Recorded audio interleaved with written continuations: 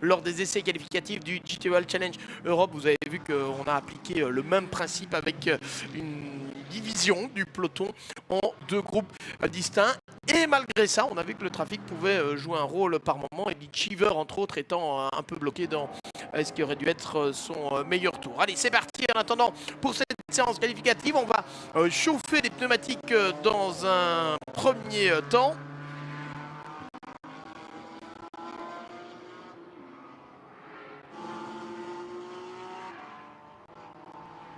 Et puis, évidemment, partir vers cette séance qualificative qui va signer la pole position. Alors, on pourrait et on devrait avoir a priori un pilote de la catégorie Silver Cup, qui est la catégorie reine, hein, on peut dire, en tout cas celle qui normalement vise les courses, mais on sait qu'en Pro-Am ça peut arriver aussi, on l'a vu à quelques reprises dans le passé, des concurrents Pro-Am peuvent gagner, et bien sûr les pilotes pro par définition peuvent aussi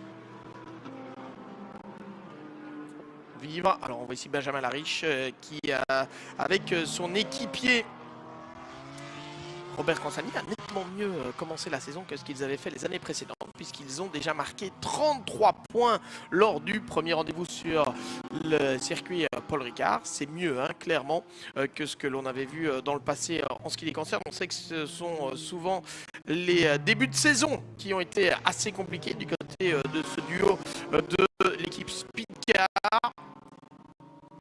Et donc, cette fois, le début de saison a été bon et clairement, il va falloir compter avec ce duo. Encore une fois, Benjamin Lariche et Robert Cansani qui ont accumulé les résultats de choix au cours des dernières saisons, mais qui n'ont pas pu aller chercher cette couronne. Ils sont passés tout près. Hein. Pourtant, en 2024, notamment, il ne leur avait manqué que 7 points. L'année précédente, ils étaient un tout petit peu plus loin en début d'année, mais c'est vrai qu'il s'en rapproche de cette couronne. C'est parti pour Benjamin Lariche. Donc à l'instant, avec pour le moment Clément Seiler, le luxembourgeois, ancien champion dans la catégorie AM, qui fait son retour dans le championnat avec la même marque d'ailleurs qu'à l'époque. C'est pas la même équipe. À l'époque, il était avec l'équipe belge Street Art Racing. Cette fois, il est avec l'équipe française Racing Spirit of Le Mans. Clément Seiler qui fait équipe avec Baudouin de Tours, une 45-125, c'est le meilleur chrono pour l'instant. À titre de comparaison, Jim Pla en 2021 avait signé le record du Tour en qualification en une 42-955 à l'époque sur une Mercedes AMG de l'équipe Acodis ASP. Benjamin Lariche, plus rapide, nettement plus rapide d'ailleurs dans le premier secteur. Cette fois c'est parti, on est à la chasse au chrono pour l'Audi R8 LMS GT4 du team Speedcar. Attention dans le trafic, là devant, pour Benjamin Lariche. Deuxième actuellement du championnat en silver. 3 points derrière la Toyota GR Supra GT4 de numéro 87 du team, justement, Matmut Evolution. Alors je dis pourquoi justement, parce qu'on sait que c'est ASP, c'est l'équipe de Jérôme Polican qui opère derrière cette voiture numéro 87, piloté par Adrien David et Yann Duran, qui n'avait pas gagné sur le circuit Paul Ricard, mais qui avait terminé 2 fois deuxième. Et attention, elle a des vainqueurs également du circuit Paul Ricard, avec la Ford Mustang numéro 61 de l'équipe Academy Motorsport, Eric Evans et Marco Signoretti, qui en sont les pilotes bien évidemment. Et passage de Benjamin Lariche, c'est la pole, une 42-533, et bien on est beaucoup plus vite que Jim Pla à l'époque. On est 4 dixièmes déjà plus vite que Jim Pla en 2021. Preuve que ces voitures de la catégorie GT4 malgré tout continuent d'évoluer évidemment. Ce n'est pas vraiment une totale surprise, il faut bien le dire. On a régulièrement vu des améliorations des chronos. Attention, Eric Evans qui était très bien dans le premier secteur, qui est pas mal du tout dans le deuxième. La puissance de la Ford Mustang, notamment dans le banking. Harry Leyendijk. Et deuxième chrono pour Eric Evans. Are set to do battle. It's going to be a very busy circuit, that is for sure, when we go racing. 20 minutes is the allotted time per session. David Addison and Joe Osborne trackside. Sun is shining. It's still quite a chilly wind that's quite blustery outside, and that in turn always here, Joe, has that effect of dragging a little bit of the sand onto the circuit. Yeah, exactly. Northerly breeze as well. The track temp rising, nearly 30 degrees now. This is qualifying 1A. So at the moment we've got the silver class cars out, of which are 22. So it's still going to be a busy circuit. And then halfway through this session, we'll go into session Q1B, where we'll get the Pro-Am and the Am class, which have 13 and 8 cars respectively, creating the 43 car field as we see the 19 Mercedes powering through the last couple of corners there. Lima Racing coming through, and then one of the NM Racing Mercedes, not the first NM Mercedes we've seen out today. GT2 had their qualifying session earlier this morning, which was after the GT3. The GT3s were very well behaved, weren't they? But the GT2s, we did have 2 red flags, one in each session. So Zandvoort proving its notorious nature, that it's a circuit that bites hard. So for this silver session, silver graded or silver cup cars on track, you've got Ford, you've got Audi, you've got Aston Martin, there is Mercedes AMG and Porsche representation, as well as the NM Racing Team's Ginetta. So it's going to be a busy road, that's for sure. Lots of variety in GT4, which really has gone from strength to strength in the last few years. Their number 3 is Benjamin Lariche, a man to watch, certainly, because he has gone great guns season after season after season. One-time Formula 2 racer, and with his former rally co-driver Robert Consani, they were runners-up in the championship last season, and they come here second in the Silver Cup in the championship. This year, wins at Paul Ricard went the way of Benjamin Lariche and Robert Consani in race 2. Eric Evans and Marco Signoretti in the Academy Motorsport Mustang in race 1. Hendrik Still, Joachim Bolting and Vinny Beltramelli, Nico Farrow were the winners in Pro-Am.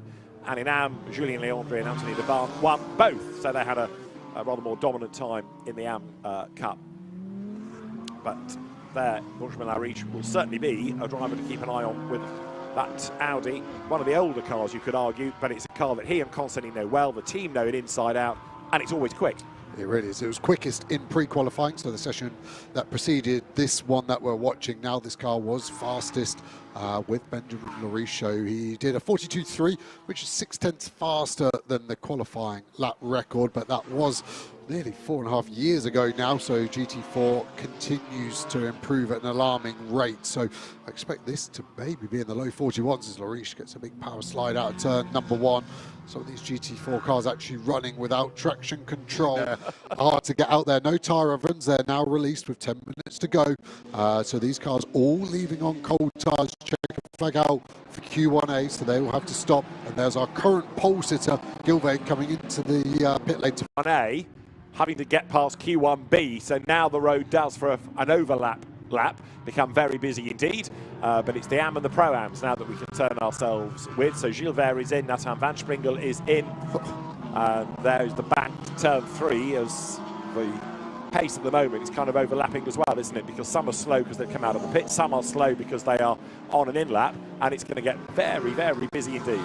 Something flying off a car there. It looked like a metal cylinder. I can only assume that is a driver's drinks bottle that they have in the car, and that's been left on a rear wing or on a windscreen sort of at the bottom end of it, but kind of had a lot of energy. It is off the track, so I don't think we'll need anything, but slightly strange though if we can get a shot of that and get some feedback on the car potentially. How was the balance? And just going to get ready for Paul Petit, who had a strong Ricard, but really Gilvey was super strong in that car at all times. Now the Borisan Automotive BMW here, heading for the pit lane, number 11, which was Jagish Gedich in that session. Right, let's have a look here at seeing what flies off. Looks like it's off that Porsche, doesn't it? Something cylindrical. Right, rolling down the track, heading for the grass. I'm not right with a drinks bottle, but I don't know what it could be. It's got a bit of weight to it, hasn't it? But I can't identify it as a component of the car, which is the only positive I can glean from my very bad synopsis of what's just happened. Yeah, like some piping or something cylindrical, as you say. But anyway, hopefully it's not going to affect whichever car it came from. Add Lotus to the list of cars on track now. Stefano D'Aste's Lotus is on the circuit, the former World Touring Car racer, but Lotus preparer. Ginetta on track as well. Drivers now busy getting warmth into tyres as they come pouring over the line. There you can see 51, which is the Ginetta G56 in the hands of Hugo Mojica for this session. Shares with his brother Thibaut in the CMR run squad, the French team.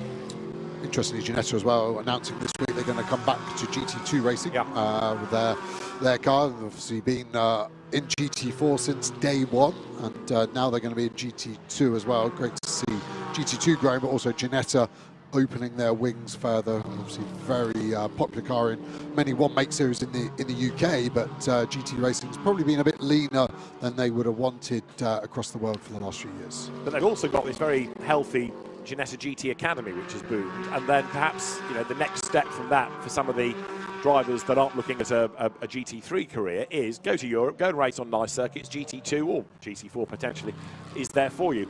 Hugo Mojica then presses on.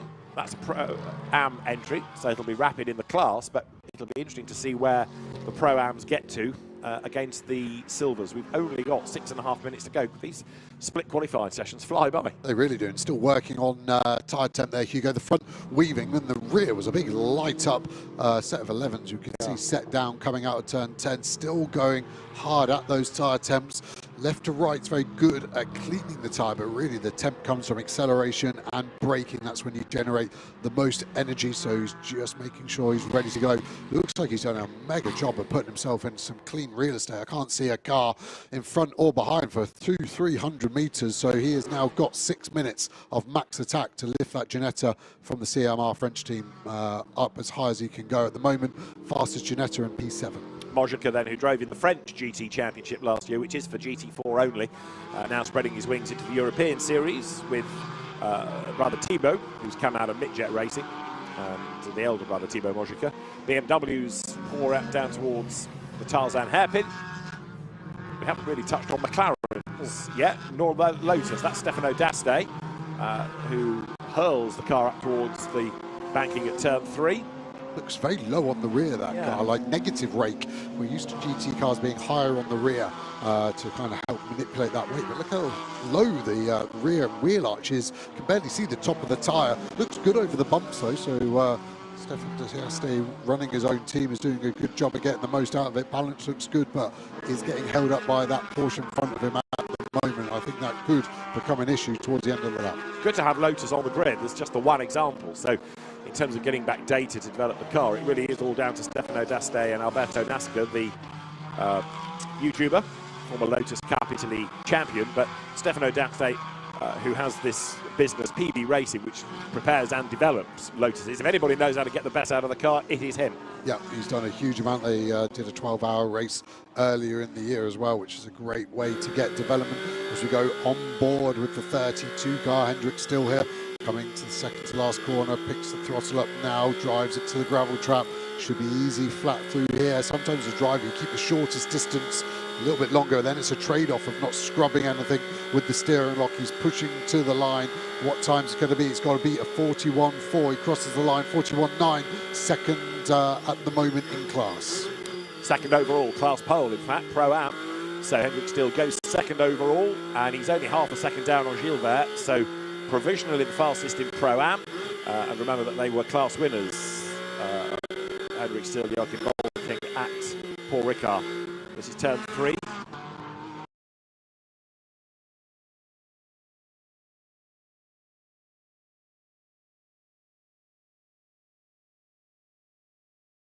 We discussed in France on the side of that car. It draws attention to itself, but Hendrick still very, very rapid.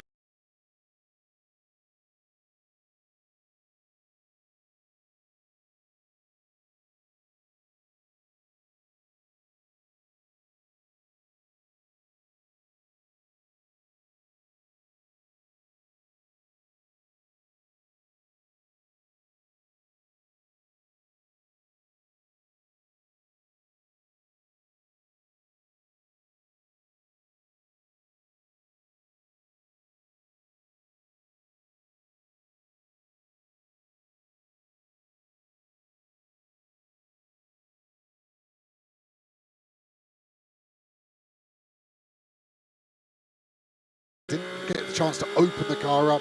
Maybe he's worried about trailing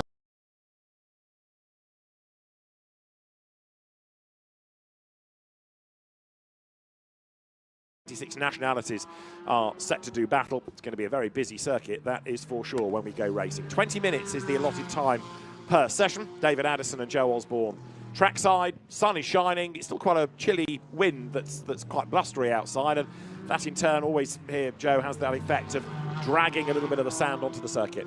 Yeah, exactly. Northerly breeze as well. The track temp rising, nearly 30 degrees now. This is qualifying 1A. So at the moment we've got the silver class cars out, of which are a 22. So it's still going to be a busy circuit. And then halfway through this session, we'll go into session Q1B, where we'll get the Pro-Am and the Am class, which have 13 and 8 cars respectively, creating the 43 car field as we see the 19 Mercedes powering through the last couple of corners there. Lima Racing coming through, and then one of the NM Racing Mercedes, not the first NM Mercedes we've seen out today. GT2 had their qualifying. The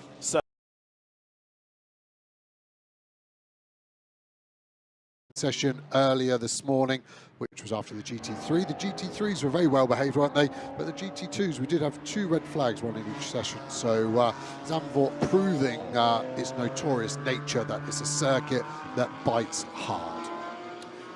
So for this silver session, silver graded or silver cup cars on track, you've got Ford, you've got Audi, you've got Aston Martin, there is Mercedes AMG and Porsche representation, as well as the NM Racing Team's Ginetta.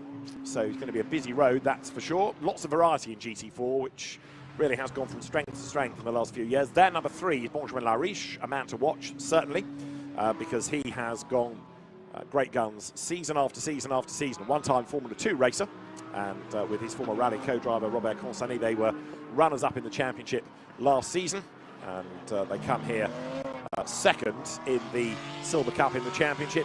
This year, wins at Paul Ricard went the way of Benjamin Lariche and Robert Consani in race 2. Eric Evans and Marco Signoretti in the Academy Motorsport Mustang. Gabriele Ilkova goes through 20th fastest, slower on that lap. She'll get one more lap out of the session. The Matmut Evolution car up now towards turn 2, but not sure an improvement's going to come. There are now very, very few green sectors. Yeah, when you talk about the times being that close, those cars doing the same time, there's 6 cars within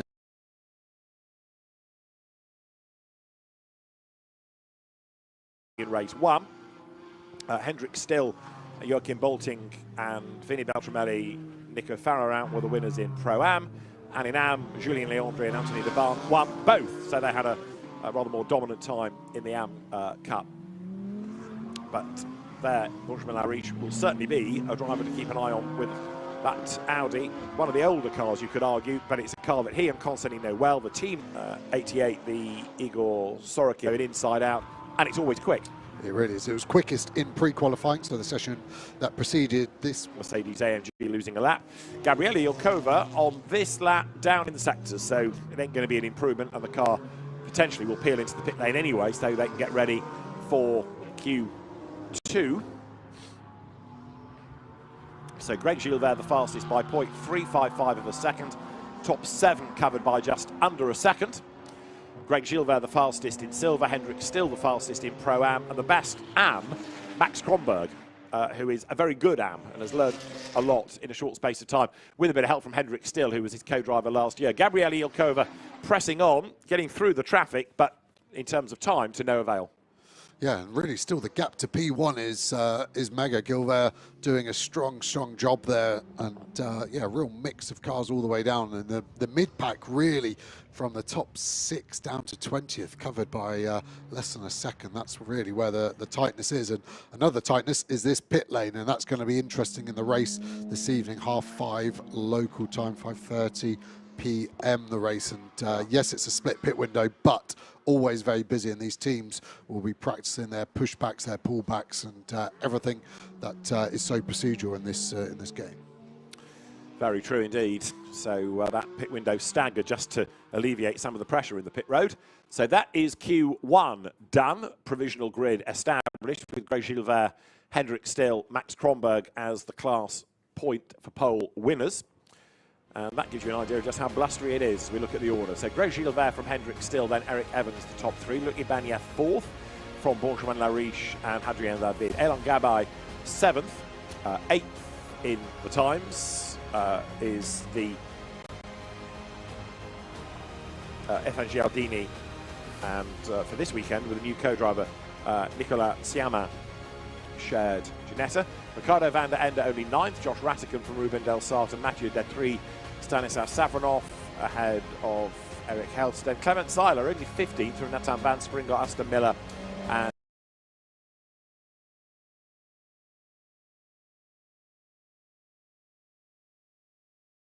then behind them, Fabien Capras, looking a bit further down the order, one or two a bit out of sequence, like Jean-Mathieu Leandri.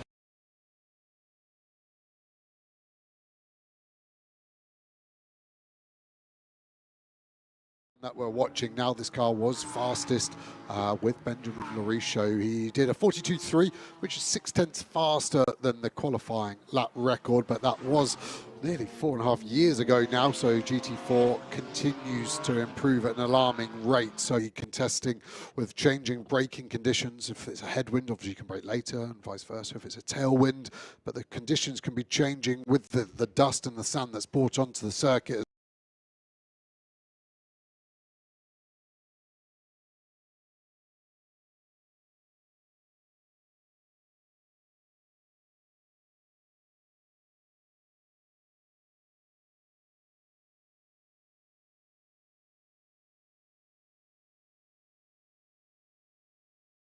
Nationalities are set to do battle. It's going to be a very busy circuit, that is for sure, when we go racing. 20 minutes is the allotted time per session. David Addison and Joe Osborne trackside. Sun is shining. It's still quite a chilly wind that's quite blustery outside, and that in turn always here, Joe, has that effect of dragging a little bit of the sand onto the circuit. Yeah, exactly. Northerly breeze as well. The track temp rising, nearly 30 degrees now. This is new set of tyres. And then the co-driver will venture onto the circuit. We've got a couple of soloists. Ajith Kumar wants to race.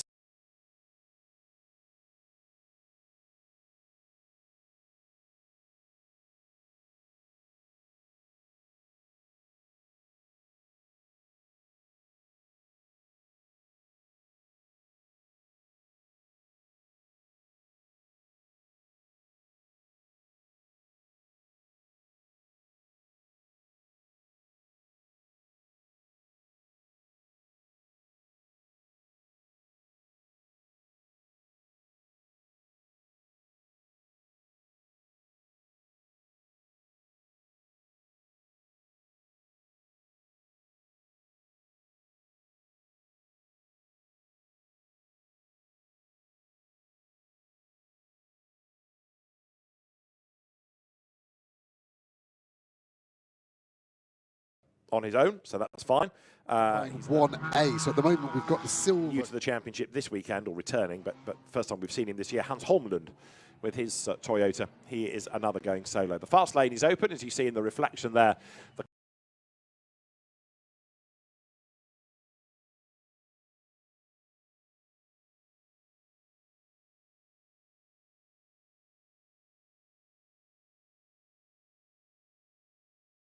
nationalities are set to do battle. It's going to be a very busy circuit, that is for sure, when we go racing. 20 minutes is the allotted time per session. David Addison and Joe Osborne trackside. Sun is shining. It's still quite a chilly wind that's quite blustery outside, and that in turn always here, Joe, has that effect of dragging a little bit of the sand onto the circuit.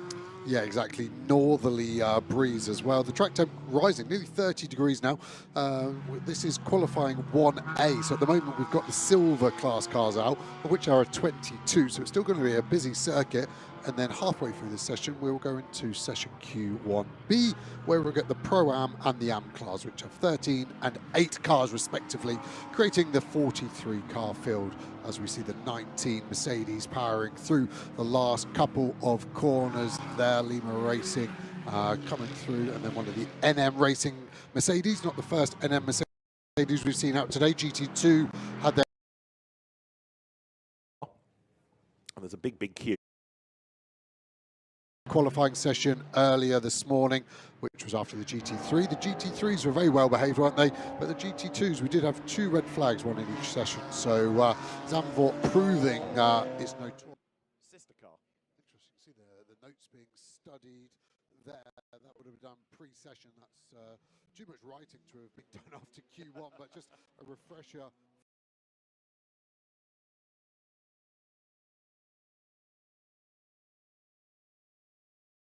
Nature, that is a circuit that bites hard.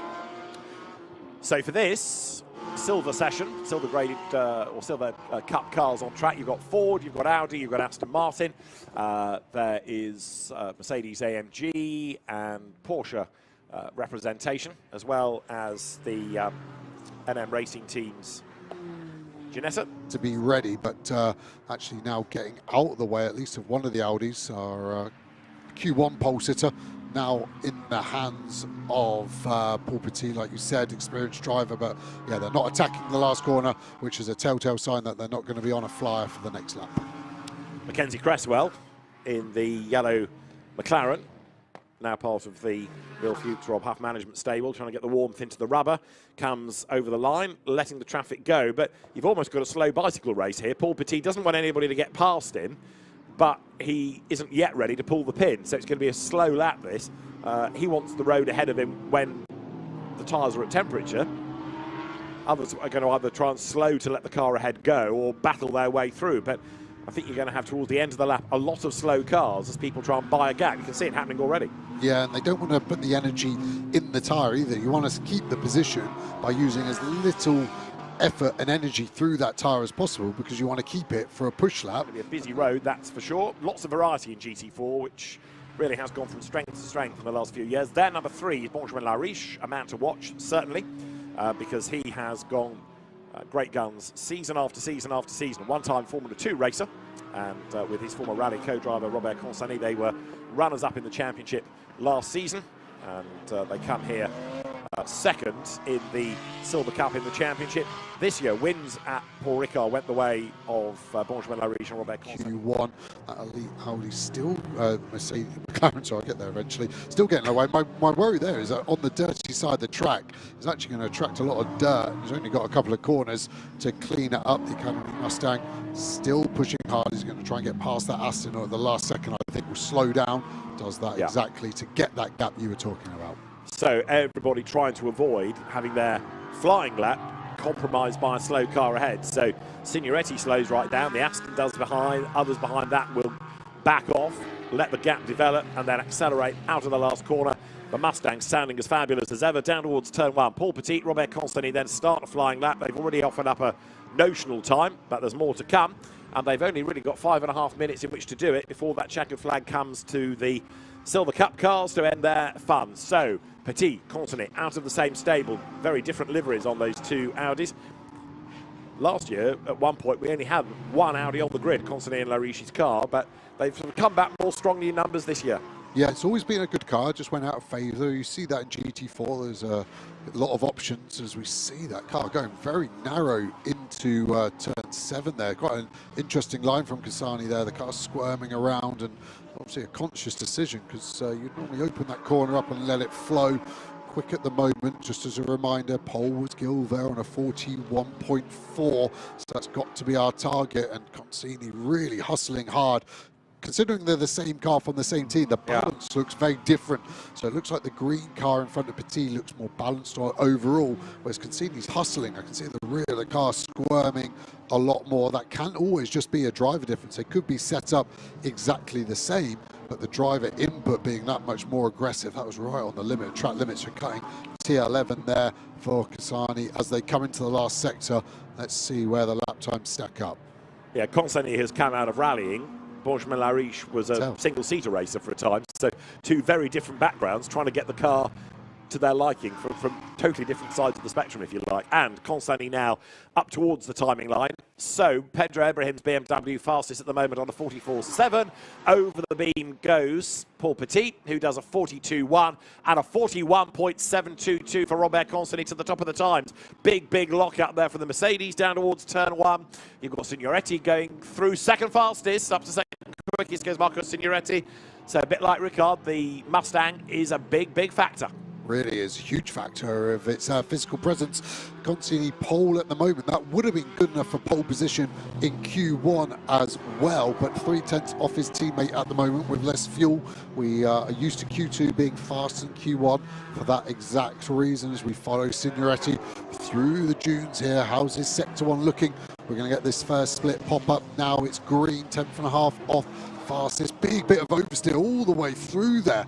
It was so majestic, it didn't look dramatic, but as soon as he turned in, he was catching a big, big slide there, but that has lost him a huge amount of time. Absolutely right. So now we have Consini, Signoretti, Petit, Will Orton 4th, Roberto Faria 5th, and Gabriele Piana, champion 2 years ago, into briefly the top 6, but now the Spanish driver Jan Duran has gone ahead of him in the Toyota Supra. So Piana's BMW is back into the mix. As there you've got number 3 of Robert Consini with an absolute best in Sector 1, but he's lost a little bit of ground in Sector 2 to the eye. He's closer on track to the back of the sister car of Paul Petit, but that doesn't necessarily mean that number 3 is charging. It might mean that number 8 is backing off a bit. Yeah, he's got a chance he's going to get a mega tow all the way through this last sector. Not so aero dependent, these GT4 cars, so it should be hurting him all the way up to the wall, pushing to the line. He is still P1 by 0.4 seconds. Does he improve? He does not. Half a second slower than his best is at the tyre done. We heard Gilvay say they had 1 lap, and at the moment all the evidence is proving to his synopsis on that. Right, the car there coming out of the final corner is the Ifan Gialdini Ginetta, and let's see what this is going to develop into. 4th fastest, a good effort that by Gialdini. So he goes through, former French touring car as well as French GT racer, and does that with just under 2 minutes of his part of the session to go. So the fast lane now opens for the AMs and the Pro-Ams. The pit lane is closed for everybody else. There is the Anthony de Bar BMW getting ready to go, and Robert Consini looks as though he is going to make it another Audi pole position. Yeah, it's been strong for the first 2 rounds of the championship, that's for sure. And yeah, I just think Speed Car seem to have a great car all the way around, and it's almost like what the driver wants to get from it. Like I said, Consini was very wild, but then Paul Petit made the car look very well balanced, so you're able to manipulate as a driver. It's perfect because you can really use it as you need. This BMW, slowest at the moment, but Pedro Ibrahim is a quick driver, so let's see if he can dig deep. It's going the right way. Personal best, personal best, personal best. And he goes up to 14th, so there was an improvement, not a massive one. Charlie Hart, graduate of the Ginetta Junior scene, up to the top 10 now in the McLaren 812. Yeah, McLaren struggling here, aren't they? That is the fastest McLaren, Charlie Hart, in P10, and so used to them last year, dominating qualifying, especially sometimes not the easiest car to race from what the drivers were saying, but yeah, they're not in a happy place right now as this queue is gagging to go. 36 seconds until they'll be released, and it all goes again. 2 qualifying sessions split in half, so it's a whirlwind of 4 sessions effectively in 40 minutes of track time. Right, they are ready to be released. Last few seconds, so some cars already bailing and heading for the pit lane. Others are still pushing, trying to get their last push lap done, last flying lap completed. As you see there, the Porsche gently making its way out of the chicane at the Hans Ernst Bocht. So the last few seconds count down as any second now. The lights will go green and we will be in business for the AMs and the Pro-Ams to make their way out on track. They do now.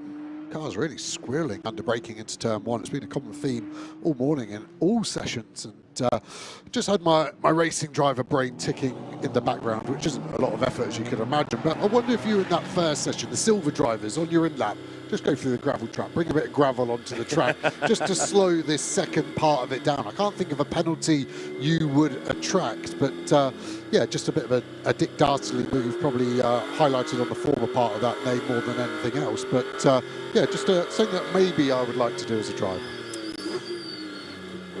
What a relief you're in here, not out there, so the rest of the grid.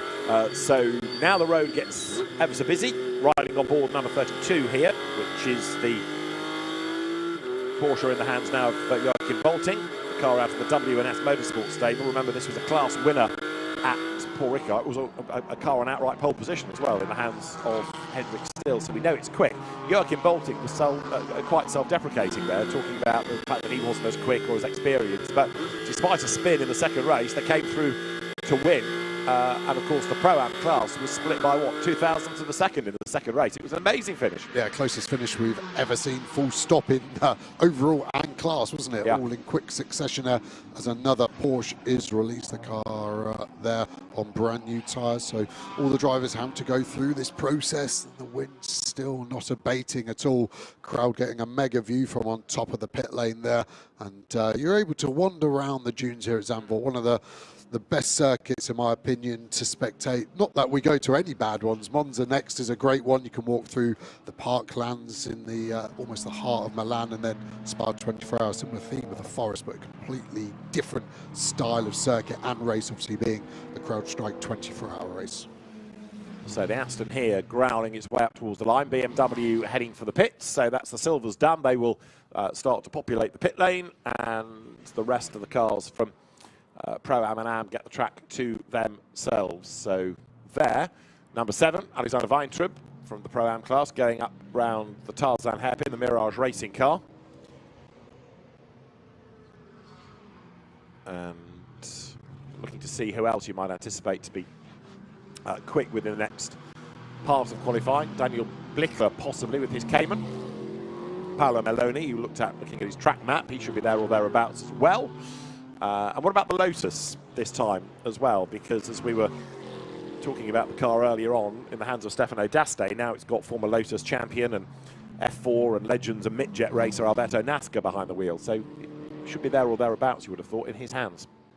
Yeah, we saw a strange dynamic of that Lotus, didn't we? Very low on the rear, and just watching it back as well, I just wonder maybe they've gone a bit west with the setup and maybe taking like the rear roll bar off. So big structural part of the rear subframe can help the car with squat. Maybe they've decided taking that off will help the car get traction, but normally you get big understeer when you do that. So yeah, interesting to see as we see Kumar here, second time out today, does both sessions because he's obviously a solo driver, gaining so much experience every single lap. We saw him improve a huge amount over the weekend at Ricard, but unfortunately it's a reset. You come to a new track and you have to do all the same again. Yes, there's some correlations that you've learned what the car does in certain corners, certain loads, but a circuit like Zandvoort isn't an easy task to come and learn, and so many blind crests, so you're like, I'm pretty sure it's flat over here, but then your brain will start to trick you and go, no, this could be that hairpin. It's not the fast right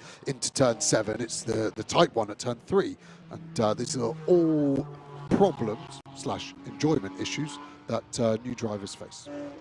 Right, so Ajith Kumar here, another new circuit to learn, presses on, and the Porsche from the AV Racing stable working its way now up through turn 9.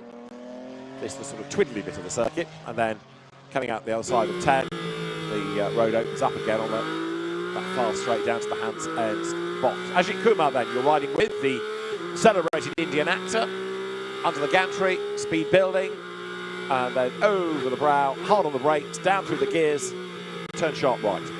The positive is the lines look good, the energy's not there. What do I mean by that? We're just braking slightly early, getting on the throttle slightly early, so we're not carrying the right minimum. So just listen here. We're just going to pick the throttle up, yeah, like 15, 20 meters too early. And that's a common theme when you're learning and getting up to speed. Braking early is safe, but unfortunately it hurts so many aspects of the corner, and that's what he'll be working at. His coach will be telling him, this is your brake point. Coming into turn 1, don't brake before this first advertising board, and then you can roll the speed in, huge banking, rotate the car, let's go, full throttle again. The line looks good, just not forced onto the exit curve, and that's what I mean about the energy's not in the car. It will come, practice makes perfect. Alexander Weintraub heading up towards the line then. The fastest that we've got at the moment out of the Pro-Ams is 27 of Fabian Defieux, ahead of Thibaut Mojica, and then Alexander Weintraub third as he goes by, and now goes fastest. So briefly fastest, because Weintraub did a 43.8 and then Thibaut Mojica did a 43.6 in the Ginetta. Not only is it good to have Ginetta's back, it is a quick Ginetta. Really quick, yeah. And it's a good race car. We know it's light on its tyres, so qualifying isn't always its strong strongest attribute there. Aston Martin blasting away up the hill, chased by the Ginetta there, and yes, they got their engine in the front, but they couldn't look much more different beasts and silhouettes as we go back to this Lotus.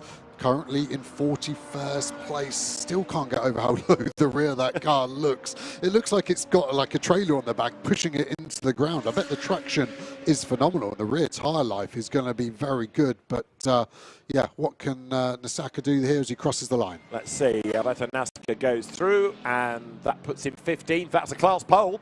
That is the best time of the session and that puts him ahead of a good 6-7 or so of the cars out of silver. So that, for Alberto Nasaka, is a very, very good lap. Yeah, huge lap there, isn't it? It's put him right in the middle of the silvers. Car looking well balanced, going to unwind the lock using all the curb, rides the curb, really nice, lovely scream as well from that V6 engine.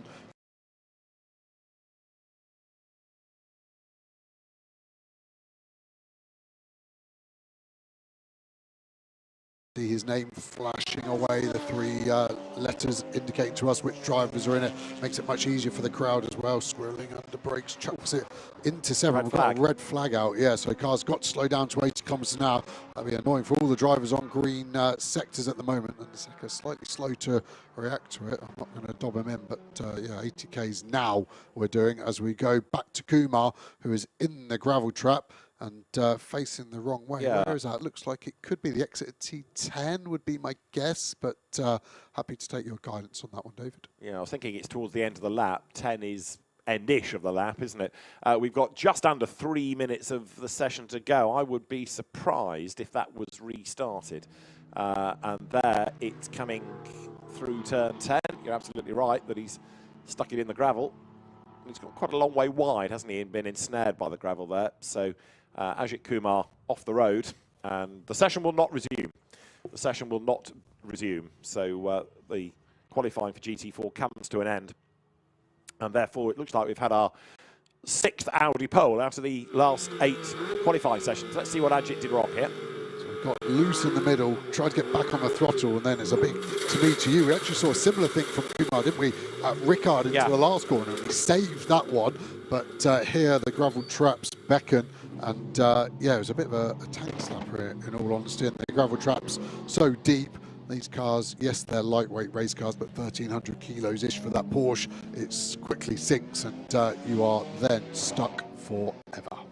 And of course, as he's been trying to fight the car and loses momentum, he can't drive out the other side. So at this point, Ajith Kumar, frustratingly, has to think about what may have been rather than being able to finish a lap, finish the session. But the car's now being taken back onto the circuit to go round to their paddock.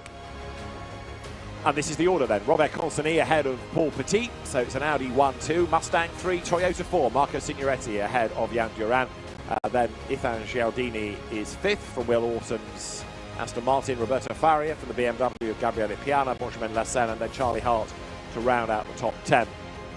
Robert Consani then the fastest in silver. In Pro-Am, it is Alberto Nasaka in the Lotus that is quickest, 1.2 seconds away from Consani, but the point for pole in the class, very welcome indeed. And a little bit further down the order, the redoubtable Anthony Deban has done it again in Am in the BMW number 317. Double winner at Ricard, pole position then, continuing the good pace that the Chazelle Technology course BMW has evinced all season. So with qualifying brought to an end, the Michael Laboda car again not getting out, so 96 missing both qualifying sessions. Track goes quiet. The GT4 first race will be at 5:30 this evening, all being well. Ajith Kumar losing his best lap time for causing that red flag, and Robert Consani and Benjamin Lariche will start race 2 on pole. Alex Leguiz with them in the pits.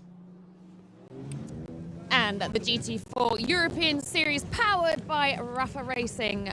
Race 2 goes to Robert Consani. You provided us with some epic racing in Paul Ricard. How tricky is it going to be to convert pole to a win here? Oh, I'm happy to be there. The track is very difficult. It's very narrow between the wall. And I'm happy to make the pole position on race 2, and the car is very good for 1 lap, but after 1 lap the tire is completely destroyed because the gravel is very, very abrasive.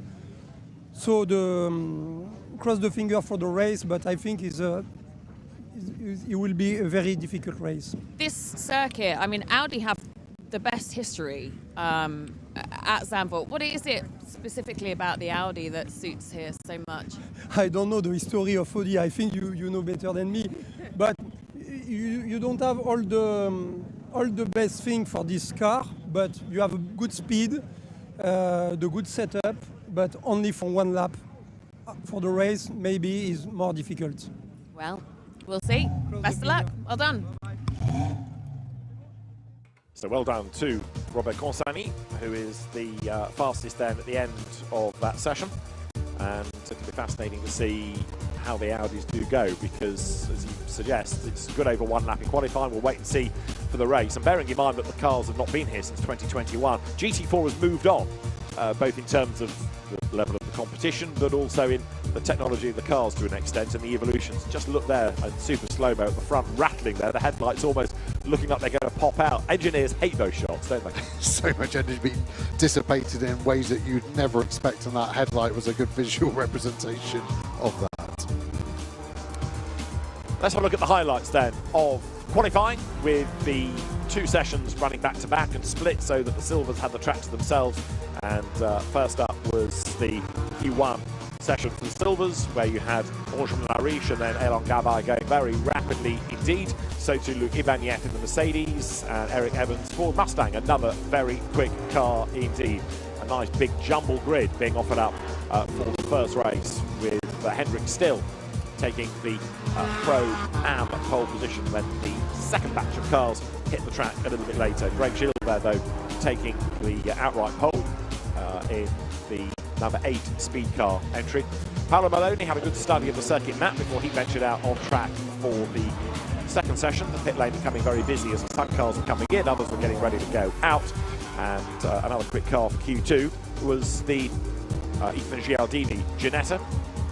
Marco Signoretti was trying to get himself up through the traffic so that he could get a clear lap in, but traffic was not all that easy to get through. The Audis of speed car, now Paul Petit and Robert Consani, ran together in Q2. Robert Consani taking pole position by 0.235 of a second from Paul Petit, as the number 7 Alexander Weintraub of Aston Martin was 24th overall and 3rd in Pro-Am. 2nd in Pro-Am, Thibaut Mojica. The Lotus of Alberto Nasca was the quickest, and then the red flag came out when Ajith Kumar put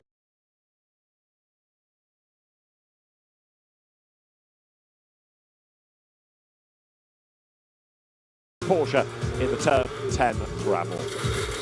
So, racing at 5:30 this afternoon. Should be a really good race. We'll see you for that.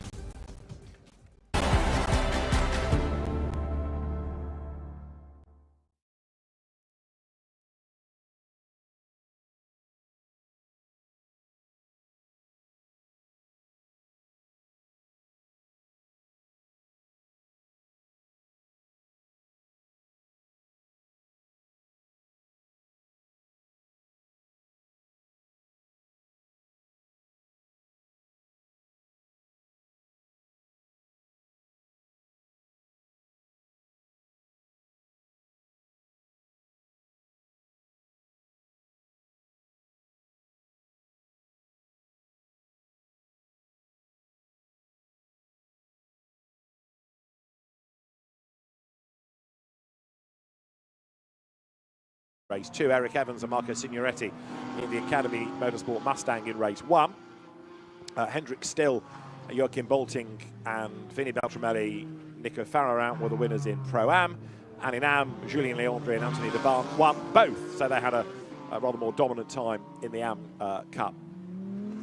But there, Benjamin Lariche will certainly be a driver to keep an eye on with that Audi, one of the older cars you could argue, but it's a car that he and Consani know well, the team know it inside out, and it's always quick. It really is. It was quickest in pre-qualifying, so the session that preceded this one that we're watching now, this car was fastest with Benjamin Lauricho. He did a 42.3, which is 0.6 faster than the qualifying lap record, but that was nearly 4.5 years ago now, so GT4 continues to improve at an alarming rate. So I expect this to maybe be in the low 41s as Lauricho gets a big power slide out of turn number 1. Some of these GT4 cars actually running without traction control. The drive rate system's not quite as optimized as GT3, so some drivers preferring to turn them off and do it the old-fashioned way and just feather the throttle and try and control anything up to 470 horsepower in these GT4 cars, more their road-going siblings compared to the GT3 cars, so they look a bit softer, less aero. Car diving around, it's a purple sector 1 for Lauricho, 1.1 up, but it's going to be a fast-moving target this, so if you are watching, you've got the ability to check out the live timing on GT4ChallengeEurope.com. It's an easy way to keep it going, because at the moment our eyes are glued all over, and so will Benjamin Lauricho's. Look at the traffic in front of him. I can see a Porsche that looks like it's going to be holding him up. Is he going to get on the headlight flashes? Is the Porsche going to be getting out the way? His purple sector has now been stolen away from him from Gouvet in another Audi. This, you talk about how busy it is. This is only, if you like, half the field, because the AMs and the Pro-Ams are still to come. So it's only when you really get to the first race that you get a proper idea of just how busy it's going to be, even through the pre-qualifying and practice sessions yesterday. Different run plans mean that not always every car out on track at the same time. So Benjamin Lauricho. Yeah, exactly. Northerly breeze as well. The track temp rising, nearly 30 degrees now. This is qualifying 1A. So at the moment we've got the silver class cars out, of which are a 22. So it's still going to be a busy circuit.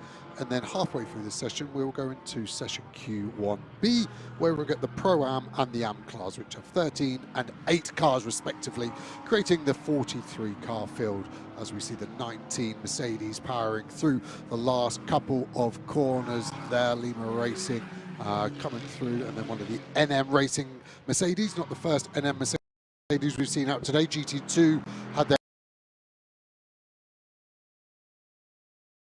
qualifying session earlier this morning, which was after the GT3. The GT3s were very well behaved, weren't they? But the GT2s, we did have 2 red flags, one in each session. So Zandvoort proving its notorious nature, that it's a circuit that, yes, they got their engine in the front, but they couldn't look much more different beasts and silhouettes as we go back to this Lotus.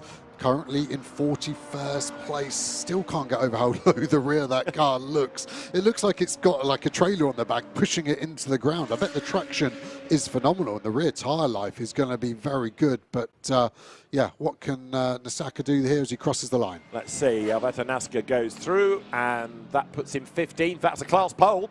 That is the best time of the session, and that puts him ahead of a good 6-7 or so of the cars out of silver. So that, for Alberto Nasca, is a very, very good lap. Yeah, huge lap there, isn't it? It's put him right in the middle of the silvers. Car looking well balanced, going to unwind the lock using all the curb, rides the curb, really nice, lovely scream as well from that V6 engine. You can see his name flashing away, the 3 letters indicate to us which